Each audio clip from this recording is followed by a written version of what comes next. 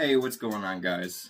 This is Chris with SBC, and I know that we spend a lot of time talking about tips and husbandry advice for newer keepers. Today, I'm going to be talking about something that some of the older people might be able to, or more experienced people might be able to take advantage of. First off, I'm just going to apologize right now. My nose is a little stuffed up, so it is bugging the crap out of me.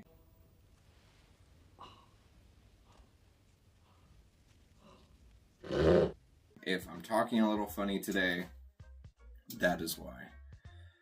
Just before we get into this video, I want to take a minute to show this girl off right here. This is Rika. This was going to be my breeder for this year, and she seems like she's not going to go for me, and that's okay. These guys really are my pets first. A little bit of backstory on Rika. I got her from a couple who were splitting up, and it seemed like a bad little breakup that they were going through. But I got her as a baby. They were getting rid of her, free to good home. I went and picked her up immediately. So I've had her since she was a baby. And she's about 6 years old now. She's about 5 feet and probably somewhere between 8 to 10 pounds. Maybe 11. Maybe she's just over 10 pounds. But she's a sweetheart. She's a little gentle giant. Like I said, she's just about 5 feet. That's what a 5-foot boa looks like, guys. This is not a ridiculous sized animal. This isn't unmanageable, as you see that I'm still holding her with one hand, one arm. She's not all over the place. She was a little excited when I first pulled her out of the enclosure, but I was able to get her to calm down with just some, easing and gentle handling. And then here she is, calm, tame as can be. But let's go ahead and get into this. Today we're going to be going over temperature variance in stackable systems.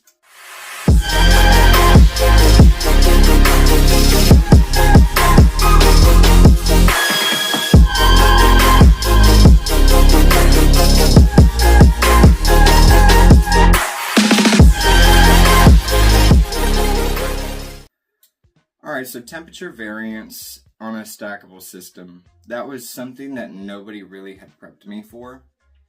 And it kind of caught me off guard because I didn't realize how extreme it was going to be. Hey there! Croc! I was like, oh, okay, yeah, hot air rises. We all know hot air rises, but, or at least we all should know hot air rises. If you're a little bit younger watching this video, maybe you don't know, and that's okay, you're here to learn. Hot air rises, and if you have enclosures that are set from the very bottom of your floor all the way to the top of your floor, almost by the ceiling, you're going to have to make adjustments for this. So I built the stackable system that you see behind me. So this was all something that I had to kind of learn as I went. It's not a really difficult concept, so this won't really be a long video. I set my center enclosure. When I first set all this up, I set all the enclosures the same because I had only had enclosures at a certain height. I was like, okay, if the temperatures are right in one, they should be right in all, right? Makes sense. But what I found out was that I started to notice that my upper enclosure, the snake was much more active and it was trying to seek up, get away from the heat source, spent almost all of its time on the cool side. Vice versa, my bottom enclosure, the animal just kind of stayed on that hot side. It didn't really do much exploring at all and kind of stuck to itself. So this was classic animal behavior, letting me know that my top enclosure was too warm, the animal was trying to escape the heat, and that my bottom enclosure was too cool. My animal was trying to consistently stay on the heat. So this goes back to needing to understand your animal's behavior. Alright, so I'm going to show you the difference between that top enclosure and the bottom enclosure. I'm just going to be temping the shelves, so that way you can see how much warmer it is up here versus down here. So this is going to reflect what the ambient temp is actually doing on the surface temp. So if I temp up here, I'm at 78.6 degrees. If we go one shelf down,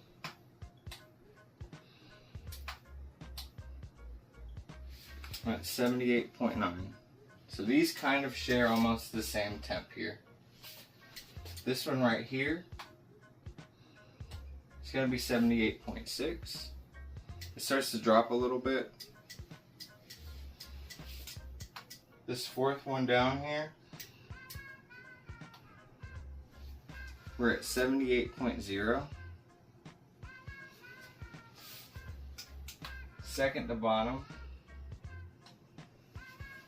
we're at 76.6. And at the very, very bottom one here,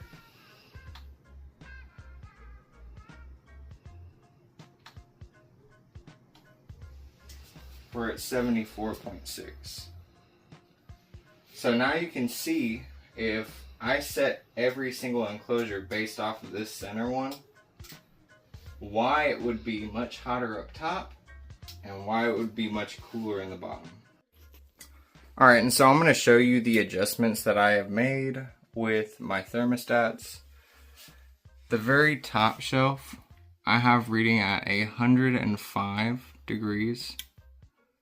The second to last shelf is going to also be 105 degrees, so I got them sharing about the same temp. When I come into this middle part, I have it up by 1 degree. These are set up to try and read at about 106. And again, also the next one is about 106. This very, very bottom one here, I have the second to last set at 106. And I have the very bottom one set to 107. So I've made an adjustment by about 2 degrees from top to bottom to be able to maintain the proper temperatures inside of my enclosures. Alright guys, so now you've gotten a chance to see the adjustments that I personally make to my thermostats and why I make those adjustments to my thermostats. Because I do have a 2 degree difference from, about 2 degree difference from my top area space down to my bottom area space. And this is really going to be dependent by your room. Make sure that you take your temperatures and then you verify those temperatures. So that way you can get that 88 to 95 degree hot spot inside of your enclosure and that 75 to 78 degree cool side, so that way your animals can thermoregulate back and forth appropriately. Guys, if this has helped you out getting into stackable systems, please don't forget to hit that subscribe button so that way you can get notifications for any future videos that are coming out. Like and share for anybody else who might get anything out of this video. And if you have any questions, feel free to put comments in the bottom. I'll answer them. If you have any ideas for future videos, put them in the comments and we'll be sure to get those done. Until next time, happy keeping.